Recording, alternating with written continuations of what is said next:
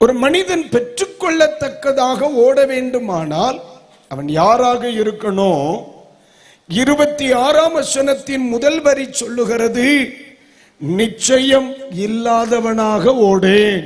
அது வார்த்தை எல்லாரும் சொல்லுங்க, நிச்சயம் இல்லாதவர்களாக ஓடக்கூடாது. நிச்சயம் இல்லாமல் ஓடுகிறவன் எவனோ அவன் வெறுமையாகத்தான் முடிப்பான், ஆகாயத்தை அடிக்கின்றவனாக இருப்பான். என்னுடைய வாழ்வுக்கு பரிசுத்த தெய்வம் இந்த இரவில் சொல்லிக் கொடுக்கிற ஆழமான சத்தியம், நான் முடிக்கும் பொழுது வெறுமையாக முடிக்க கூடாது. என்னுடைய ஓட்டம் விசுவாச ஓட்டம், என்னுடைய வாழ்க்கை ஆவிக்குரிய வாழ்க்கை, என்னுடைய ஜீவியம் நித்திய ஜீவனுக்கு ஏதுவானது. நான் ஓடிக்கொண்டே இருக்கிறேன், என்றைக்கு முடிக்கிறேன் என்று எனக்கு தெரியாது. ஆனால் ஒரு லட்சியம் இருக்கணும், நான் நிச்சயம் இல்லாதவனாய் ஓடிவிடக்கூடாது. இன்று இரவில் எல்லா தேவனுடைய பிள்ளைகளை பார்த்தும் பரிசுத்த ஆவியானவர் சொல்லுகிற வார்த்தை, நீங்கள் ஒருவரும் நிச்சயம் இல்லாதவர்களாய் ஓடிவிடக் கூடாது. ஓடினால் நீங்கள் ஆகாயத்தை அடிக்கிறவர்களாக, சிலம்பம் பண்ணுகிறவர்களாய் இருக்கக்கூடும். வெறுமையாக அவர் சொல்லும் பொழுது பெற்றுக்கொள்ளாதவர்களாய் முடிக்க வேண்டியது வரும். அப்போ ஒரு தேவனுடைய பிள்ளையின் வாழ்வில் எவைகளை குறித்த நிச்சயம் தேவை என்று சொல்லும் பொழுது அழைப்பை குறித்த நிச்சயம் தேவை. எதை குறித்த நிச்சயம்?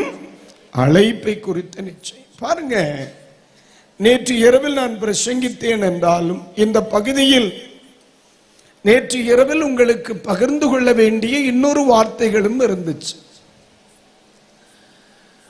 ஒரு கிறிஸ்தவனுக்கு ஒருவன் பிறக்கும் பொழுது கிறிஸ்தவன் ஆகிறான், ஆனால் கிறிஸ்தவுக்குள்ளாக முடியாது. மறுபடியும் சொல்லுகிறேன், நான் ஒரு கிறிஸ்தவன், எனக்கு 2 பிள்ளைகள் இருக்கிறார்கள். அந்த 2 பிள்ளைகளுடைய அவர்களுடைய சான்றிதழை பார்க்கும் பொழுது அதிலே கிறிஸ்தவள் என்று எழுதியிருக்கும், கிறிஸ்தவள் என்று எழுதியிருக்கும். ஆனால் கிறிஸ்தவனுக்கு பிறக்கிற ஒருவன் கிறிஸ்தவனாக மாறலாம், ஆனால் கிறிஸ்துவுக்குள்ளானவனாய் மாற வேண்டுமானால் அவன் தேவனுடைய அழைப்புக்கு சொந்தக்காரனாய் மாறணும். அல்லேலூயா. ஒரு இஸ்லாமியனுக்கு பிறந்த ஒருவர் இஸ்லாமியனாய் மாறலாம். ஒரு ஜைன மதத்தின் பிறந்த ஒருவர் ஜைனராக இருக்கலாம். ஒரு சித்தாந்தத்தின் தன்மை உடைய ஒருவருக்கு பிறக்கிற பிள்ளை ஒரு சித்தாந்தத்தின் பிள்ளைகளாக இருக்கலாம். ஆனால் ஒரு கிறிஸ்தவனுக்கு பிறந்தவன் கிறிஸ்தவனாக இருக்க முடியுமே தவிர கிறிஸ்துவுக்குள்ளானவனாக இருக்க முடியாது. அல்லேலூயா. கிறிஸ்தவனுக்கு பிறக்கிற ஒருவன் கிறிஸ்துவுக்குள்ளானால் மட்டும்தான் வேதம் சொல்லுகிறது, ஆண்டவராகிய இயேசு கிறிஸ்து வரும் பொழுது கிறிஸ்துவுக்குள் இருக்கிறவர்களை தான் சேர்க்க வருவார், கிறிஸ்தவர்களை அல்ல, கிறிஸ்தவர்களை அல்ல. கிறிஸ்தவம் என்பது மதம் அல்லது சமயம், ஒரு மார்க்கம். ஆனால் கிறிஸ்துவுக்குள் இருக்கிறவன் என்பது அனுபவம். அல்லேலூயா. அது ஒரு தாய் தகப்பனால் எனக்கு கொடுக்க முடியாது.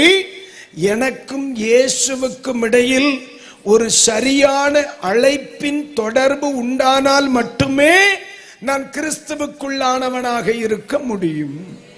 அதனாலதான் எங்க பிள்ளைகள் பூமியில் பிறந்து கிறிஸ்துவுக்குள் வளர்க்கப்படுகிறார்கள், அவர்களும் ரட்சிக்கப்படுகிறார்கள், அவர்களும் மனம் திரும்புதலுக்குள் நடத்தப்படுகிறார்கள், அவர்களும் ஞானஸ்நான சத்தியத்திற்குள் நடத்தப்படுகிறார்கள், அவர்களும் தனிப்பட்ட அழைப்புக்குட்படுகிறார்கள், அவர்களும் பரிசுத்த ஆவியை பெறுகிறார்கள். அதற்கு பின்புதான் அவர்களுக்கும் தேவனுக்கும் இடையில் என்ன உண்டாகிறது? உறவு உண்டாகி விடுகிறது. அப்போ ஏன் நாம் நம்முடைய பிள்ளைகளை கிறிஸ்துவுக்குள் நடத்துகிறோம்? அவர்கள் தேவனுடைய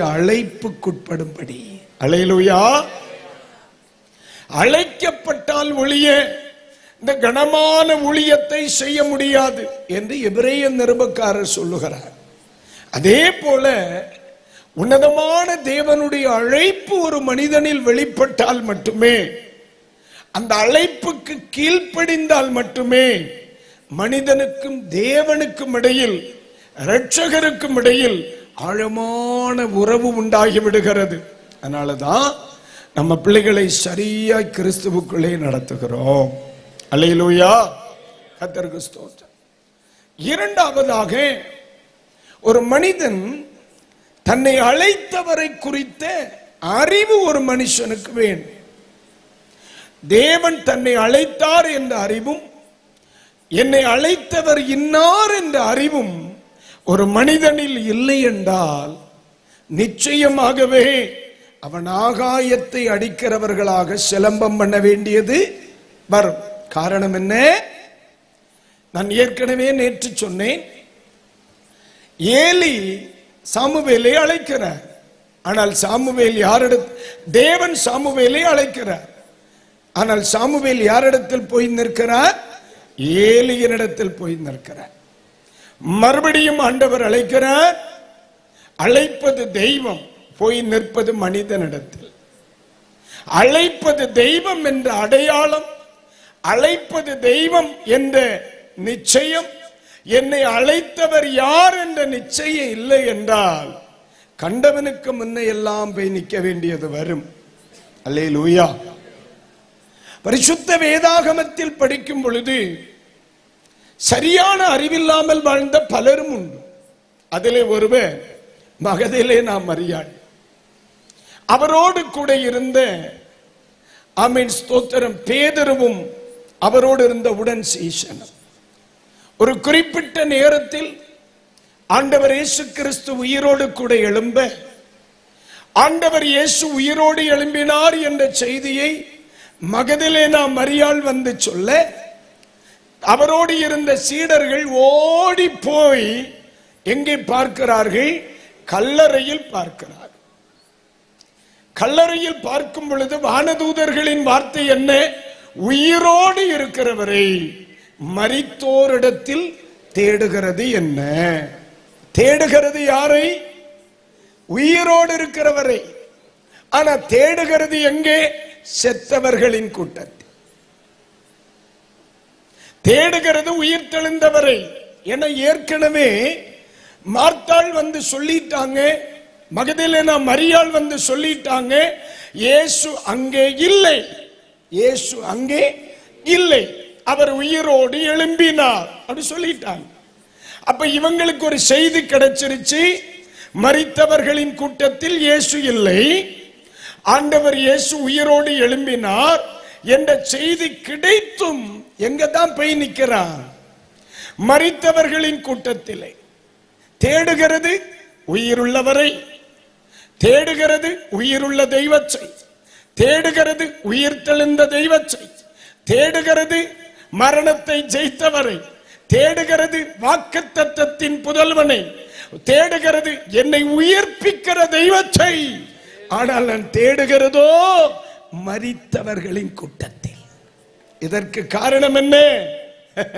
தன்னை அழைத்தவர் யார் என்று தெரியாமல் போனதினால், தன்னை சிருஷ்டித்தது யார் என்று தெரியாமல் போனதினால், தன்னுடைய இரட்சகர் யார் என்று தெரியாமல் போனதினால், தன்னுடைய பாவத்தின் பரிகாரி யார் என்று தெரியாமல் போனதினால், தம்முடைய தெய்வத்தின் வாக்குத்தத்தத்தின் விடை என்ன தெரியாமல் போனதினால். அதனாலதான் சொன்னேன், ஒரு மனிதன் ஆமென் எதை குறித்த நிச்சயம் உள்ளவனாய் இருக்கணும்? தன்னை அழைத்த தெய்வத்தை குறித்த நிச்சயம் உள்ளவனா இருக்கணும். அல்லேலூயா, அல்லேலூயா. இந்த நிச்சயம் இல்லை என்றால் நாமும் மரித்தவர்களின் கூட்டத்தில் உயிருள்ளவரை தேட வேண்டியது வரும். நாமும் ஜீவனுள்ள தெய்வத்தை மரித்தவர்களின் கூட்டத்தில் தேட வேண்டியது வரும். ஜீவனுள்ள தெய்வத்தை உயிரில்லாதவர்களின் கூட்டத்தில் தேட வேண்டியது வரும். இன்று ராத்திரியில் நம்மிடத்தில் இருக்கிற நிச்சயம், நான் ஆராதிக்கிறவர் இன்னார் என்ற நிச்சயம். அல்லேலூயா, அல்லேலூயா.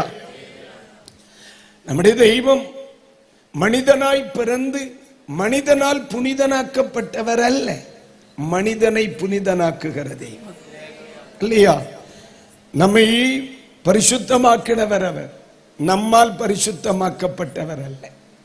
நாம் அல்ல இயேசுவுக்கு தெய்வ பட்டம் கொடுத்தது, தெய்வமாக்கும் நமக்கு பரிசுத்தவான்களின் பட்டம் தந்தது. அல்லேலூயா. நாம் அல்ல இயேசுவுக்கு தெய்வ பட்டம் கொடுத்தது, தெய்வமாக்கு நம்மளை நீதிமானாக்குனது. நாம் உருவாக்குவது அல்ல, ஆமென், தெய்வீகம். நம்மை உருவாக்குவதுதான் தெய்வீகம். கைகளை உயர்த்தி அல்லேலூயா. அதுதான் பரிசுத்த வேதம் சொல்லுகிறது. ஒரு தேவனுடைய பிள்ளை, ஆமென், தன்னை அழைத்தவர் இன்னார் என்று என்ன செய்யணும்? அறியணும். 3, மனம் திரும்புதலை குறித்த நிச்சயம் ஒரு மனிதனுக்கு தேவை. மனம் திரும்புதலை குறித்த நிச்சயம் இல்லை என்றால் இடையில் இட்டு செல்ல வேண்டியது வரும். மனம் திரும்புதலுக்கேற்ற நிச்சயம் இல்லை என்றால் உலகத்தை நாடி போக வேண்டிய அவசியம் வரும். ஃபார் எக்ஸாம்பிள், ஆண்டவர் அபிரகாமை அழைக்கிறார். அபிரகாம் என்ன செய்கிறார்? மக்களை மிட்டு கொஞ்சம் குறைச்சு, இல்லைன்னா மானிட்டர் கொஞ்சம் கூட்டு பாரு. அபிரகாம் என்ன செய்கிறார்? ஆண்டவர் அபிரகாமை அழைக்கிறார். தேங்க்யூ. அபிரகாமனுடைய அழைப்பு உன்னதமான தேவனால் நேரடியாய் கிடைக்கிறது. இந்த அழைப்பை பெற்று அபிரகாம் செயல்படும் பொழுது இந்த அழைப்புடன் ஒட்டி கொண்டவர் யார்? ஒட்டி கொண்டவர் யார்? லோத்து. அழைக்கப்பட்டவனோடு ஒட்டி கொண்ட பொழுது லோத்துவும் ஆசீர்வதிக்கப்படுகிறார். ஆனால் அபிரகாமுக்குண்டான அழைப்பு யாருக்கு இல்லை? லோத்துக்கு இல்லை. அழைத்தவரோடு கூடிய உறவு லோத்துக்கு இல்லை.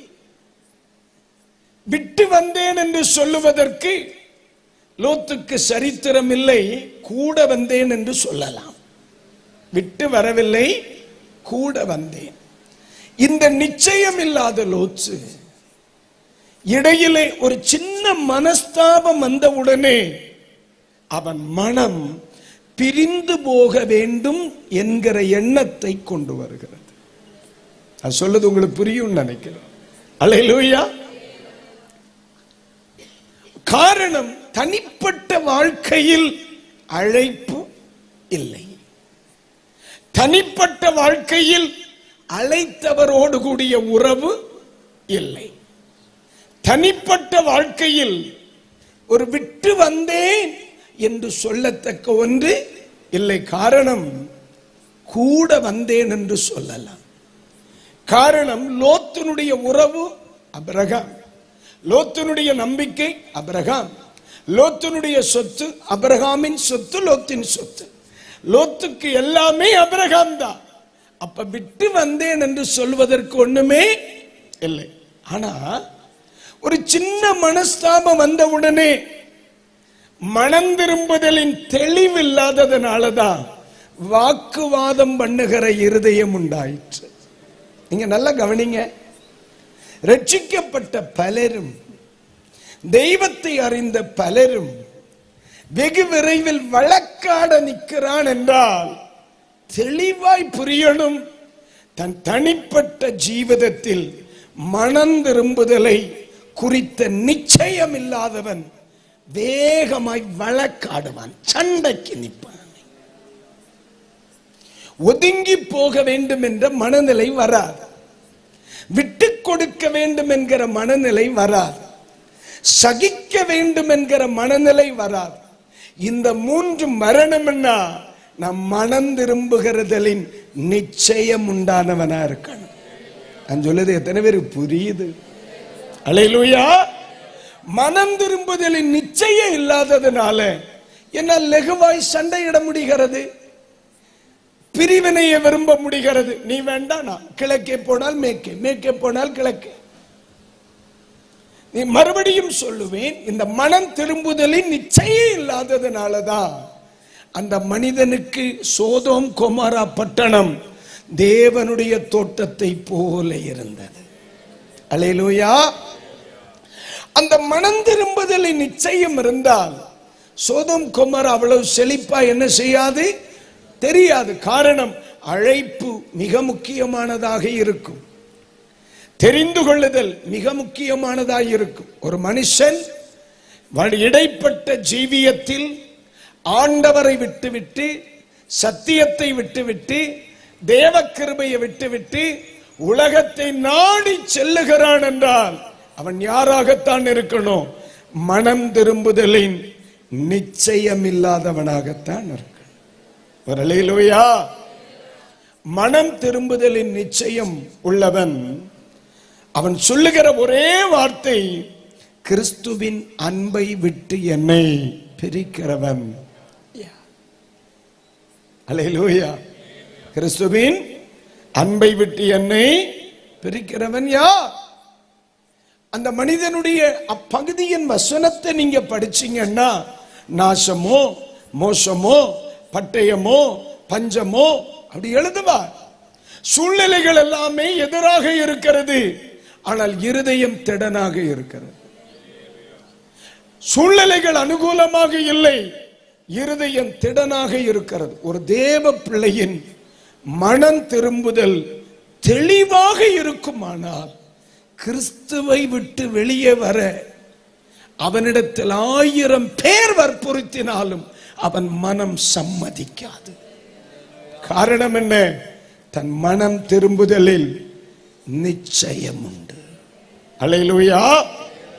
இந்த இரவில் இந்த தேசத்தில் தெய்வத்தை ஆராதிக்கிற தெய்வ மக்கள் எல்லாரும் தேவனால் 100% செல்வ திரட்சியில் மிதக்கிறதினால் கிறிஸ்துவை அறிந்து ஆராதிக்கவில்லை. பாடுகள், பிரச்சனைகள், போராட்டங்கள், நெருக்கங்கள் இதெல்லாம் இருந்தாலும் நான் கிறிஸ்துவை விடுவதாக இல்லை. சில சொல்லுவாங்க, நீ மட்டும்தானே இவ்வளவு கஷ்டப்படுதே, நீ மட்டும்தானே இவ்வளவு பாடுபடுகிறாய், நீ தான் காலையில போற, ராத்திரி போற, காலையில ஜோம் பண்ற, ராத்திரி ஜோம் பண்ற, இவ்வளவு பிரச்சனைகள் எல்லாம் உனக்கு இருக்கு பார், நாங்க எல்லாம் இவ்வளவு மகிழ்ச்சியாக இருக்கிறோம், நீ மட்டும்தானே இவ்வளவு பிரச்சனையில் இருக்கிறாய். ஐயா, நான் பிரச்சனையில் இருந்தாலும் நான் கர்த்தரோடு இருக்கிறேனா? என்ன நீங்க ஒரு மாதிரி பாக்குறீங்க? அல்லேலூயா.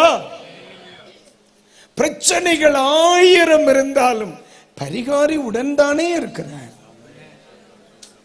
பரிகாரி உடன்தானே இருக்கிறார்.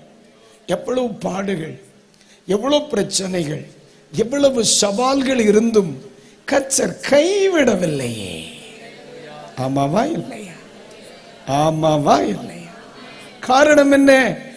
மனம் திரும்புவதில் நிச்சயம் உள்ளவனோடு கர்த்தர் கூட இருப்பார். கர்த்தர் கூட இருப்பார். அவர் மனுஷன் பெற்றுக்கொள்ளத்தக்கதாக ஓட வேண்டுமானால் மனம் திரும்புதலை குறித்த தெளிவான நிச்சயம் இருக்கணும். இது நேற்று இரவு வரை நாம் சிந்தித்த வார்த்தைகள். கைகளை உயர்த்தி ஒரு அல்லேலூயா சொல்லுங்க. அல்லேலூயா. 4வதாக பெற்றுக்கொள்ளத்தக்க ஒரு தேவனுடைய பிள்ளையின் மனநிலை, பாவ மன்னிப்பை குறித்த நிச்சயம் அவனுக்குள் இருக்கும். சொல்லுங்க அந்த வார்த்தையை, பாவ மன்னிப்பை குறித்த நிச்சயம். ஒரு முறை கூட சொல்லுங்க அந்த வார்த்தையை, பாவ மன்னிப்பை குறித்த நிச்சயம். ஒரு ஆமீன் சொல்லுங்களேன். ஆண்டவரே, கர்த்தர் எங்களோடு பேசும்.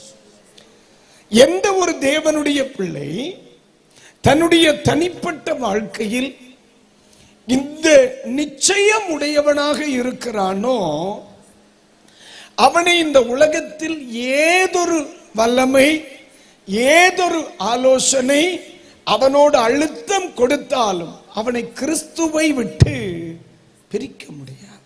காரணம், அவன் யாராக இருப்பான்? நிச்சயம் உள்ளவனாய் இருப்பான். என்ன நிச்சயம்? தன் பாவம் மன்னிக்கப்பட்டது என்று சொல்லுகிற நிச்சயம்.